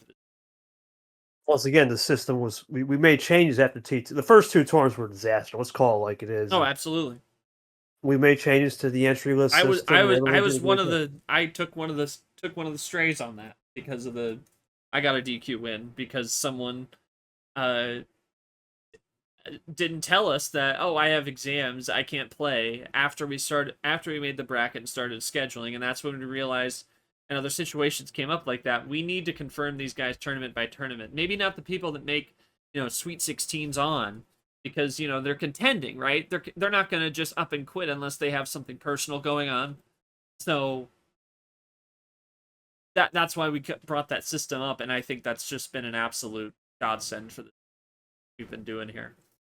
Yeah, you look at the DQs. I mean, it's been definitely lower, a lot better logistics. I'm pretty sure we have I think for the season we're at 20. I'm pretty sure. I think it was 20 or 21. I have to check on that. Yeah, it's a lot. But you look at 20 out of 21. Let's just call it 20 for grins and chuckles out of 4 tournaments now, basically. If that is a 20, I think you're there. Okay. If the sheet's summing on its own right, I think that is 20. Yeah, you look at that's basically 5 a tournament, but of course it was averaging 8 a tournament the first 2, and the rest is just fizzled. T3 we had a couple, but yeah, the system did its job. That the bottom line is, if we don't retain it, what are we smoking? Exactly. We need to retain it. Now, I don't think we need to retain it. The finalists, probably not. No, but for me, that's what we said. I think it was round 2 or round 1. If you're out in that point, we go back and say, hey, you need to confirm with us you're staying in. Everybody else, Sweet 16 on, because they're contending for promotion if you're going that far consistently. Yeah, and how it works is we need to continue to keep pushing on the logistics, and we'll always have to, as a league, not even myself, yourself, as a league, we need to all be thinking ahead of the game on that. It doesn't matter if now, God forbid, obviously, Division 1, there's only been 8 DQs, right? We're basically averaging less than 2 a tournament, and the reason why we average less is mainly because, and some of those DQs are self-inflicted. Brian, if stupid, right? There's some Avion stupid. If you take out the H, all stupid. You take out the stupidity. There's only been about. So realistically, Steven, even a little bit stupid. Even himself, even himself, I'm a little stupid for that. But you take out the stupid DQs. There were good reasons for them. Carson, Zach, that's another one, right? How we can control. We also had to deal with that. We moved from Buffalo to Ashburn. That cost us. That was no one's fault. Yeah. So yeah, it's getting better. I don't think the system will change next year. It should be same as always. Confirm these guys. It's going to be T1, right? What's the player base going to be? Because you're going to lose. Let's call it like it is: 8 and potentially up to 10 good players. Right, they're going to leave, and then you're going to bring in guys that are mainly going to be off server. I know there's promotion, really, but are a lot of guys going to play D1 this year? Going to go to D? It's something we don't know. We don't know. We know some people won't, right? Let's say, God forbid, Allen, we know he won't. A couple others won't. But some people probably will. Steven will. We know 100% the Flame is running it back. We don't know about Knight. But there's just a lot of people that are going to be new, are going to have to get used to the program, right? You can't have people, or what's the old saying? You can't have the last 2 be good, and then all of a sudden we go into T126, and we can just trust it. You got to keep hammering home. You can never sleep on 2 things in anything you do: safety and logistics. Safety, there's no safety here. I mean, okay, there is a little safety with Red. Red is a different story, but regardless, it's online safety, mostly that's fine. We've seen less hackings lately. We saw at the beginning of the year, even we saw Rana get hacked, Radden been hacked, Allen was hacked every day. It seemed like. I think it's been hacked 3 separate times. Yeah, we haven't been seeing that much either. So the league has been in a good spot. I can't say from a logistical standpoint we're now in a bad spot compared to where we were 2 years ago. I think both leagues are getting there. Obviously, D1, maybe there's no problems logistically at all, honest to God, when I'm around, but the only thing we'll have to work on is when I'm not around. That's the only thing. But regardless, I think down there, even when G's not around, we seem to have it covered. So it doesn't really matter with that avenue when the showrunner goes down. Overall, it's been a good year. I can't really say anything bad since T2. It's been There's fine. room for improvement, but it's definitely a good year. Obviously, we're gonna put differences aside on competition. Be damn competition issues. Yeah, there's a lot of things on the fire with that. But They'll if be we take discussed in the off competition, season. yeah, and Jay's got to approve them and all that. But regardless, if we exclude competition aside and maybe a little bit of silly things, it's been an all right year. It's definitely better than last year. Absolutely. But there's always room for improvement. And I always say it doesn't matter if it's this division, that or D1, D2. It doesn't matter. The league, there's always room for improvement. Grimland, even, which we'll talk about next. There's always room for improvement. Now, of course, I want to emphasize something before someone calls me out. I also want. This is a very important point. Please do not go into these next tournaments when I'm not around or Grimland where I'm not present. Please do not expect KT level expectations. Please, we cannot expect. Hear this. We cannot expect perfect. I'm sorry. It's just not attainable. I've set a bar to where, unfortunately, it's very high, and I'm gonna call it like it is. Sometimes I have to sandbag. I can't. There are things I could do where I could probably Mach 1 this thing to death, but the team would be in shambles. And it's well, maybe not Lamas, maybe not Zach, because those guys are limited, right? Creatively, they only do certain things creative wise, and that's it. They're good. But the scheduling, I could go on a different level. I could go on insane. I have to limit myself. I have to control myself before I jump out of the bag too early. But please, well, this is before we get to the last topic. When I'm gone those 2 weeks in August, and I guess I'm not sure we'll be it for Grimland. I don't, because I think the next event's Brad, so I trust Brad. But regardless, whether it be Grimland or D1, D2, I don't think it matters because I was going to help out with the D2 chip. But at the same time, if I can't, I can't. Well, what am I supposed to do? Life comes first, and I can only hope that maybe when I get back, maybe I can at least catch the end of it. Because I thought the LCQ was going to be big. Maybe I didn't realize it was going to be that small, so that's going to fly. But I should have enough time to catch the end of it. Yeah, but the bracket finals will get streamed at, obviously, every game of the championship possible will be. Yeah, of course. I understand you got college. No, I don't know where G's schedule is going to be. Who knows with that? Somewhere. Yoshi, we know, is going back to school. So yeah, somewhere on the Hudson. Yeah, for sure. But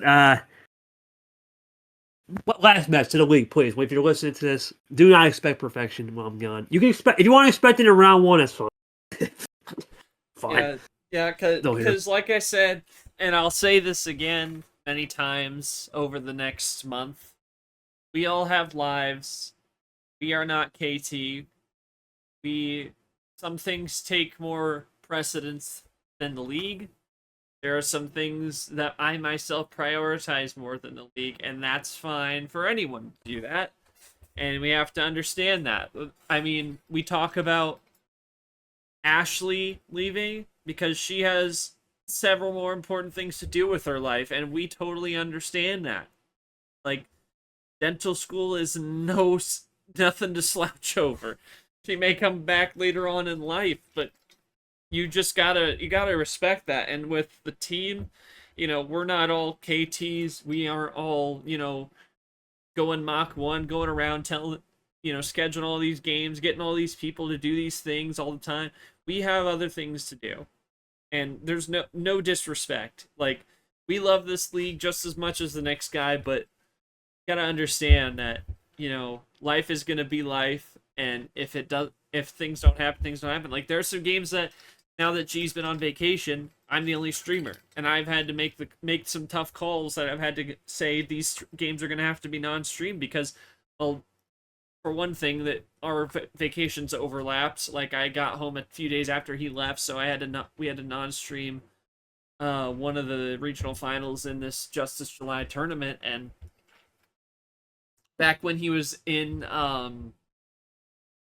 Europe, I had to make some calls to non-stream some games because I wasn't available, because ultimately I'd rather the game get played than it be than it be streamed insist it be streamed and someone gets a DQ win. So it's ultimately down to just trying to get the games played. If they get streamed, they get streamed. If they don't, they don't. It is what it's gonna be. But ultimately, as long as they get played, they'll still be special, just as special as the streams are if they're non-streamed. But again, like, you gotta trust the team. You gotta put your faith in us, just like you would the boss over here, because we're gonna do the very best we can to keep this league going at much quality as we have when he's here. And that's just something people have to, we just have to remind people, because there's gonna probably be a screw up somewhere, and you just have to understand sometimes there's nothing we can do. And also, for the record, I do have a life. I do have one. It's just my life is I'm not saying you have no life. I'm just saying it's just you. Not a lot of people can handle it. It's very different. Not a lot of people have the time. No. People will always ask me, "How do you make it time?" I'll tell you what. But it's very. Some days are on the limit. Some days are on the limit. But in my heart, I'm like, if I didn't have this league, would I have more free time? No. I find other avenues, man. I'm always 20 miles. I'm always 20 thoughts a minute, 2,000 miles per hour. Let's go. I'm fired up, man. I'm fired up. I'm fired up.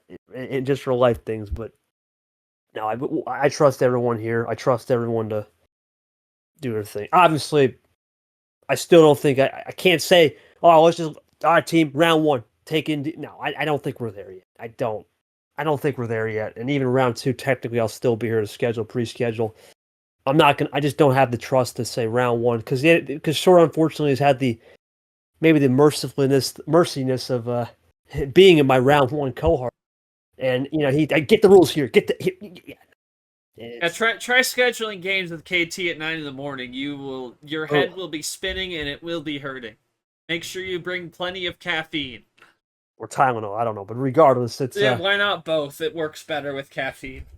even Jay, I mean, even when he was doing it with me, like, man, how? And just literally how?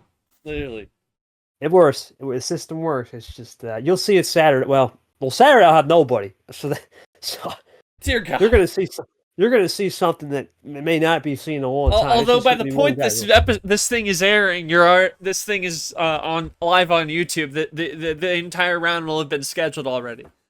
Yeah, absolutely, and I'll be joining I'll be on a pina colada myself. Oh, boys, how we going?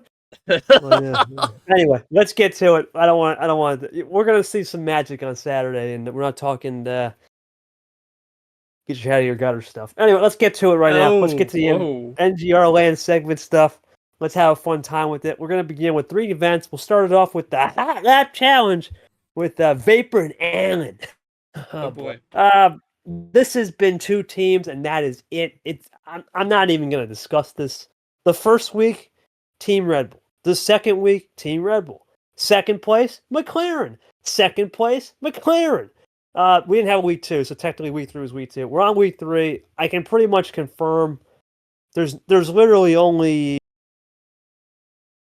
and with how it's going, I'm looking at these race results here. Yeah, shout out to Michel and Nam. They got a mid-29 of a best of 5. Best of 9, yeah. Or best of 9 in 5 games. That is unbelievable. The next best team was me and Vapor, and we put a minute 59 on the board. Now, keep in mind, there is unlimited attempts.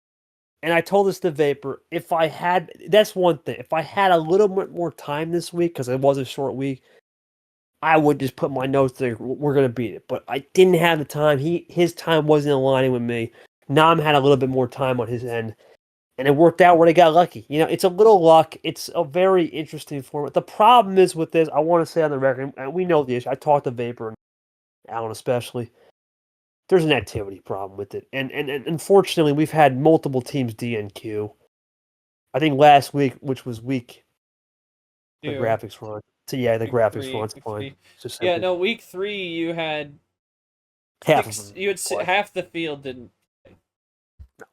Yeah, and the teams that did play, really, there was only three teams that kind of tried. The other two, Williams and Ford, didn't try.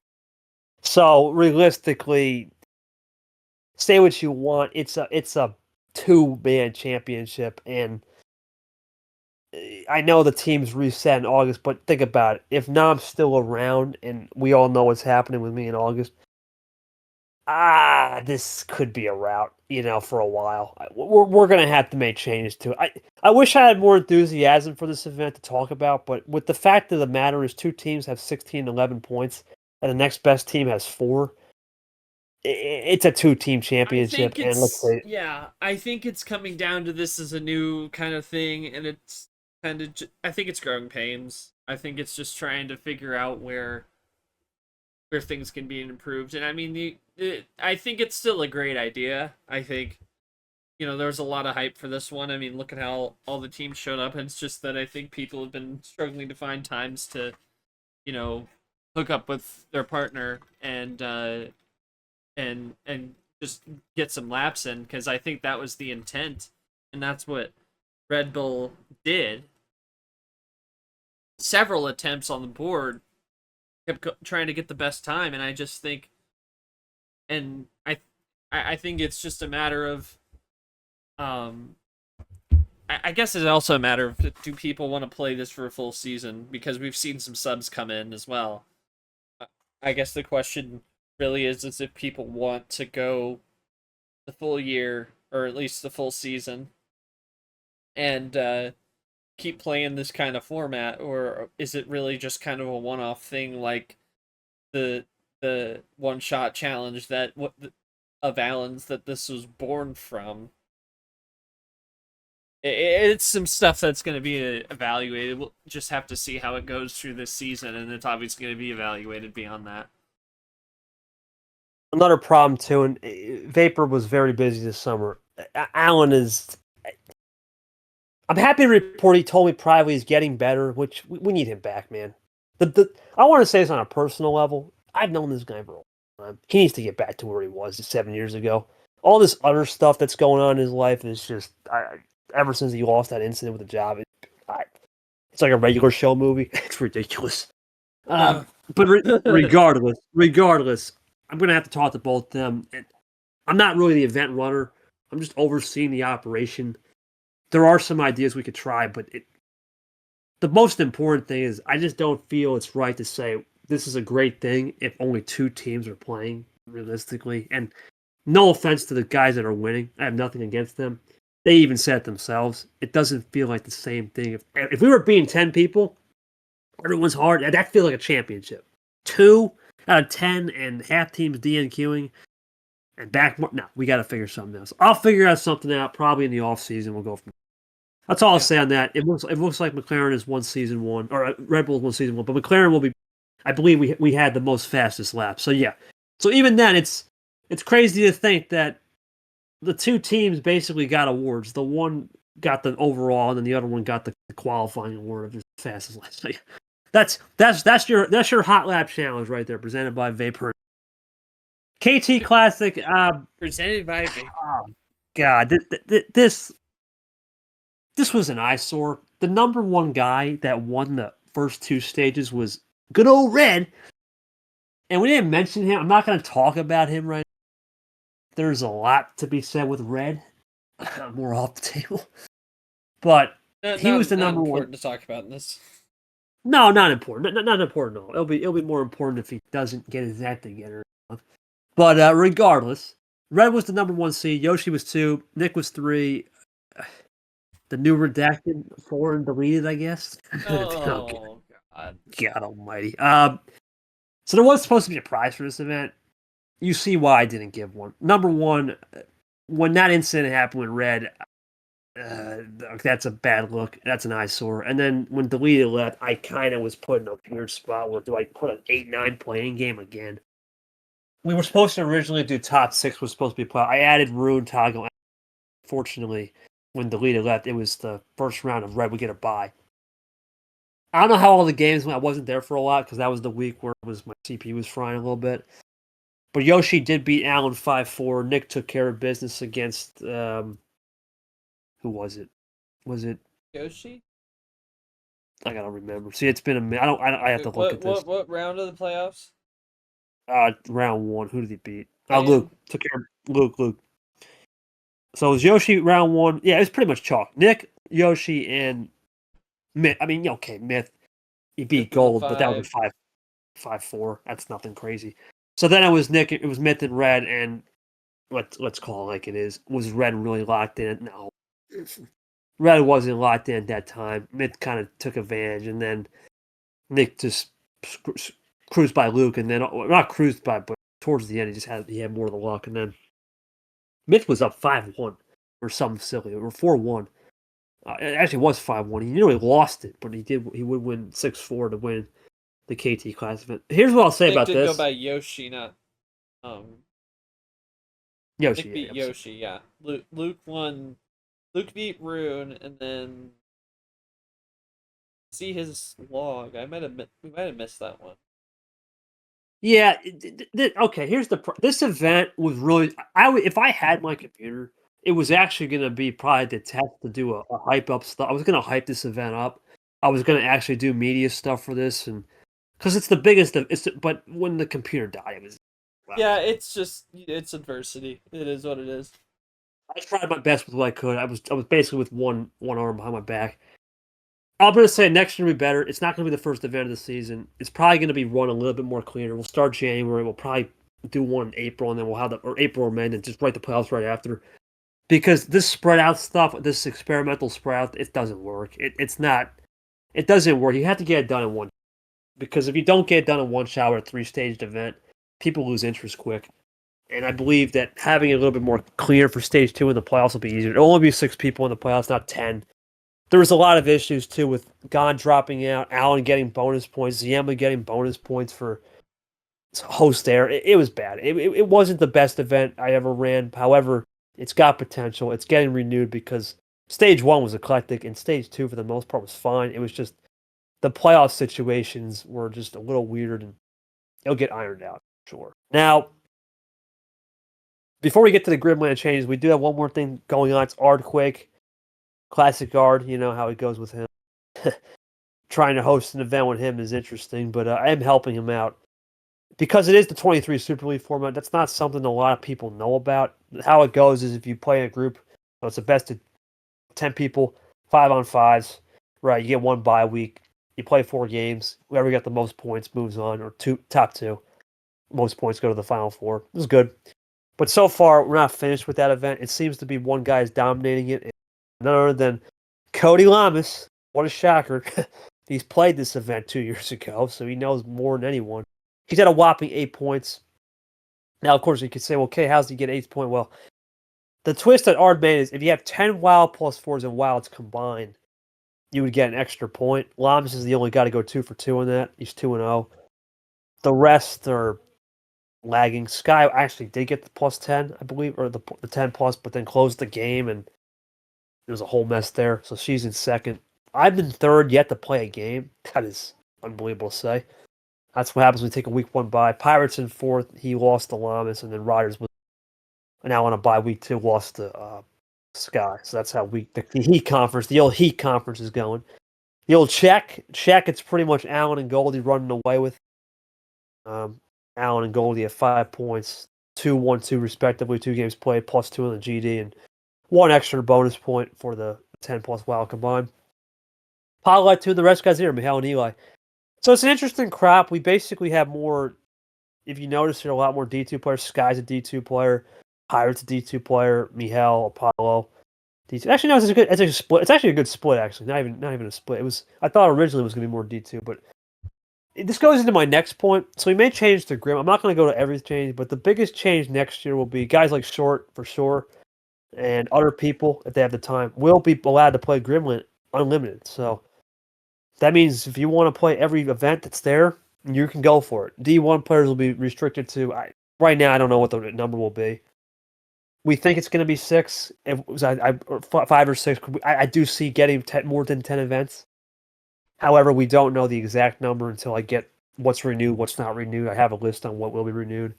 There are some other people that are going to think of ideas. Background just still have an idea. I saw in the format ideas. I'll talk to him in the off season about it. overall, to kind of recap where I think MGR lands headed, I think it's heading in a good direction, but I still think there's just a lot more improvements that need to be done. It's the new changes coming in are great. It's going to be a test of hosting. However, as I'll emphasize again, though, I'll say it again. Not every host is qualified. Okay, they're just learning. You can't put them saying, "We'll put them on a pedestal like myself or whoever." G to an extent, right? He technically is a showrunner, and you can't put him on that pedestal. There's been some good hosts. One of the great hosts this year, I would say, has been Nick. He's been a shining star. Rune for sure. Rune Open, Nick Regional.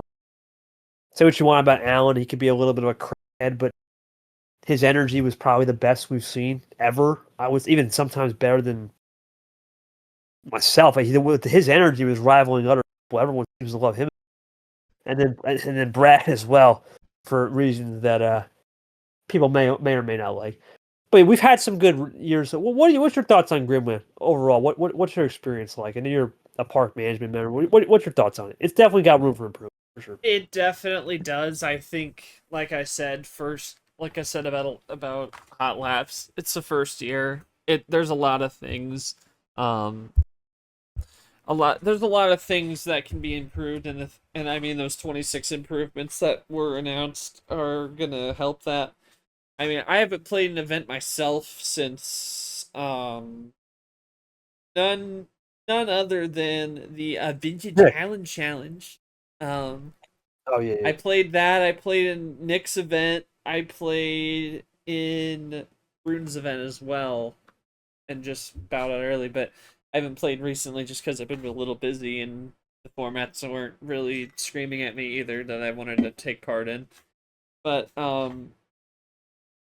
there's definitely been some creativity. I think another thing aside from all these changes we're making is just trying to see if there are more unique formats. What more can you do with Uno is going to be something that I'm going to be looking at in 26. What more can you do to make it fun? I mean, and I don't know if there's anything we can do to try and bring more forward to what we wanted to do. We envisioned having weekly challenges that never panned out. Maybe some constant events that kind of run parallel to like those events that are just like a few weeks. Maybe something that just runs throughout an entire like calendar year or during the regular year. All things that'll be considered in the off season. Because I definitely think there's some things that I would think there's some things we can come up with to try and make it better in terms of like content. Obviously the participation stuff and all the event limits and everything, all that kind of stuff, all logistical, definitely going to help. But I think content-wise, we're still looking for some things. But I mean, we've had some good formats from some people, but I still do think there's some. I would hope there's some more out there, some more creative format ideas out there. Yeah, there'll be more. We're new. Anything that's new is going to take time. This is still. You got to give really the team time. Now, I can't really say a team though because the problem with this is definitely it's like Eli's practice. This is more. It's my ticket and avenue to Grim. It's more of a thank you to Grim. It's really my kid, and I have to figure out what's going to be best for because it's not easy for the team to always know what's going on with this too because how do you manage XYZ hosts? I don't know. Some of these people hosting are very new to the game, right? And that makes things a little bit harder for me to judge on what's a renewal. Evan, for a great guy, but there was just too many confusing moments with it, right? And you look at some of the events that are getting renewed, Yoshi and of course Nick and all that, as you mentioned, Rune, Allen with his vintage stuff, Brad's battles bundle. Well, that was actually that's the schedule coming up. That's probably the one event I want to play. One more. I played only in same. Yeah, the KT Classic I didn't play, but I played in both Allen events, ArdQuake, because I loved ArdQuake. This is out of all the events I was looking forward to ArdQuake because of the nostalgia portion. But the last one, the last one technically is CG Grants, which is going to be a 4-week thing. Good lord on that. Have fun with that, Cap. Cap Gaming, by the way, not Captain. But that Brad bundle, I want to play in that because that is a potential format that we could see next year in the D2 champion. It's not a guarantee it'll happen because of course that's off-season talks. But if the data looks good on it, why not put it in there? It's got potential. I really want to play in that. And I told Brad, look, even if I may not be around for that event all the way because I'm going to be on vacation, I'll try to make a little time at night for that because that's something that the league needs to see. And then, of course, we'll go into Vapor Vision, which is I got to start planning with him on that. Long time in the making. Yeah, that should have been last year. Then Super League happened where it just overran and whatever. But we'll get that going in October and should be set for the year. Now, Holiday in the Park hasn't been formally announced. I'm probably canceling. The problem with that is that was supposed to be single day events. The problem is we have not seen anyone budge for that. No one's even suggested one of those. Who knows? And another thing, I forgot to mention this last night when we did the reveal for that. If one of the events doesn't, we don't have enough events, or we feel some of the events we like want to stay, what I might do is I might put up the event for auction. As in, let's say Brad, or not, let's say Alan, not Alan. Okay, Brad. Let's say Brad's battle doesn't, or people still like it. What I'll do is I'll just say, all right, you know what, Brad, you already got your bundle, right? And that's probably going to be a staple. Because that could be really good for the D2 guys coming in next year if they can have the championship event as a prelude to what's going to happen. That's why ArdQuake was very, in a way, I wanted to play it because it's going to be a prelude to group stage. If you can have an event before the actual playoffs, that's golden. So for Brad, I'll say, look, I think you did enough there. For the battle, I'll bring it up. If someone wants to host it, I'll put it up for whoever's the highest bidder. We'll do that in the off season. We'll host it. I think it'll be fun. I'll organize all that.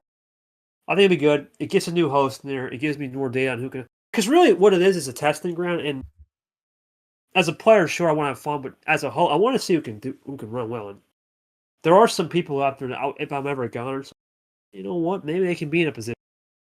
Maybe not CEO, but maybe a little bit of an expanded role. That's really what it's a proving. Well, good now. He's not a host. Look what he did for us that one tournament. He cooked. Oh yeah, great job. Absolutely filled shoes great. When Jay was having his personal issues, and now I'm glad he's back doing his thing and being eclectic and all. But for that one tournament was just spectacular, and we want to find this proving ground. So Greenway will be a work in progress. That's all I got to say on that. I look forward to what the next event will be, other than Brad's bundles and cap game. 126 will hold because we have a lot of great people coming back for the hosting. Nick, Rune, Alan will come back, and all these great people, and hopefully we'll get more as well. But that's it for the show. That's going to conclude it. You will check us out next episode with, I don't know who it's going to be. I'm not sure. Mystery guest. Yeah, I don't know. It could be G, but with him coming back and he's got a prep for D2. So I'm not sure if the next... Well, one more thing I'll say. If it is a next podcast episode, it probably will be G. But if it's not the pod, because round 2 will begin somewhere around August 3rd, August 4th for D1, it could be the D2 championship. I don't know. I'm not sure how the plans are going to be. We may go back to YouTube with that. So you might catch us for the D2 chip reveal if we do that roundtable discussion again. That will be the next event coming up, I believe, on YouTube. There is no T5 reveal show on YouTube. Unfortunately, Short couldn't make time for that, so you won't see that on YouTube. But we at least will have it on the server and have fun with that. Yeah. And I'm sure R will be there having fun. But check us out on YouTube. Appreciate Short for subbing in. If he's back next episode, great. If not, if this is his last episode, pleasure. And we'll see him back. Catch him on the flip side. Yeah. If you're in your deal. Let's see what he has to say. Have a good one, and we're signing off.